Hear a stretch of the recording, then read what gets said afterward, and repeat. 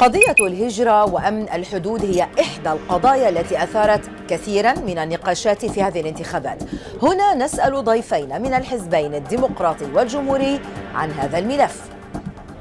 الهجرة هي عصب الاقتصاد الأمريكي، فلماذا كل هذا الجدل حولها؟ Immigration is the cornerstone of America. We are a nation of immigrants, but America is also a nation of law and order. It's important for immigrants to come into our country legally and lawfully. That's really important because Republicans and the concern of most Americans is that it also impacts national security.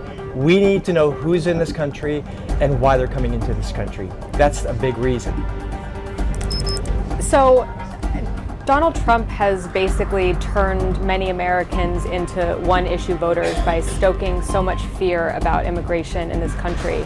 I think the Democrats want to recognize the important role that immigrants play, the important thing that comes down to changing our immigration policies so that they're not based on laws from the 1960s. So I think if Kamala Harris wins, she'll focus both on the benefits of immigration to the U.S., but also updating our immigration policies so that they're more in line with current realities.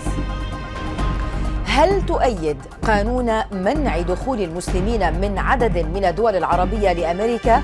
نعم أم لا، ولماذا؟ I do not personally support any ban on any country. I think it's important for Americans, whomever might be our next president, is to separate the people of that country from the government of that country. One could use the example of Iran. Iran is perhaps considered a corrupt government who supports and defends terrorism. You have to separate the people, the beloved, the wonderful people of Iran. And I think it's important for the next president to understand that and differentiate the difference between a government and the people of that country. Absolutely not. A Muslim ban is a fundamentally racist policy that discriminates people based on religion. I think you have to remember that anti-Muslim sentiment in the U.S. goes all the way back to 2001. And so imagine for Muslims living in the United States what that has felt like for the last 25 years. And why you would want to add to that is beyond me. So I think with the Kamala Harris presidency, the idea of a Muslim ban is beyond the pale, and it's not something that this administration or her administration would support or try to push at all. أوباما هو أول من وضع قيوداً على تأشيرات من دول عربية وإسلامية عام 2015. أما ترامب فقام بتوسيعتها وتسميتها بمسلم بان.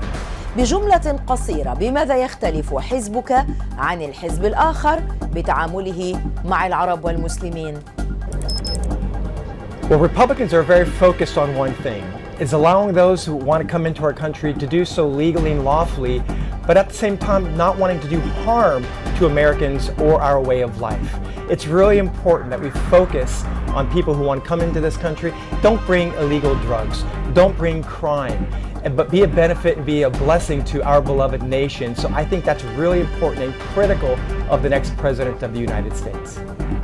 So I think Democrats deal with immigration in a much more humane way.